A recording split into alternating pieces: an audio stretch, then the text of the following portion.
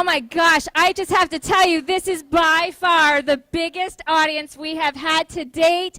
Over 200 people. Thank you very much. In Buenos Aires, the tango is so much more than a dance. The tango is part of the soul of Buenos Aires.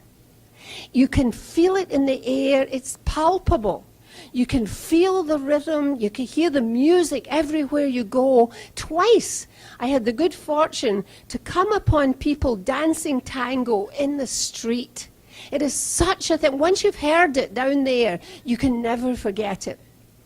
It was the first year Nelson Mandela was in power, and it catapulted our country into the international arena. Change was everywhere. You could smell it in the air. And my life was no different. I had secured my first job at the youthful age of 27. Just before, my folks gave me a T-shirt that said, professional student.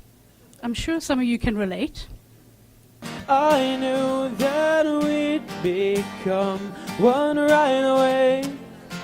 Oh, right away. You know, I sold out. I straight up just compromised my authenticity, my moral principles, just to make a quick buck for personal gain, you know? So after that, I never did it again. And I mean, I guess what I want you to take away, and I guess what I learned from that is that no, not all door-to-door salesmen are like, you know, completely heartless creatures. If you see someone like, you know, at the door, don't think that they're just trying to scam you or anything like that. In fact, some of the nicest people that I've ever met have worked in the door-to-door industry, which is pretty cool. Those people were relators. Those little 4-year-olds were most concerned that everyone gets along. The children over here who were all so excited and talking to one another, those were the socializers, and they're all about fun and all about themselves. The ones that were trying to decide in what order to line the children up, they were the thinkers. But some of the biggest lessons that I would say we've learned is time. Everything takes time. When I fell in love with him, it didn't mean his children fell in love with me or that mine fell in love with him. So it's having that understanding that even though we're in a place, we had to give our children time to get there and to get there together.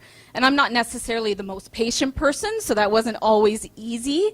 But we really gave it time, and you know, again, we're still not perfect, but that time helped. While we speak, there is somebody in Bogota, Colombia, who is looking for a venue, our first licensed host outside of North America. Is that cool? It's funny, I was telling my son, I said, Dustin, we've got our first licensed host in Bogota, Colombia. And he said, Dad, why do they need MoMondays? They've got cocaine. Can you put your hands together in a round of applause for our speakers for this month? I think they did a fantastic job.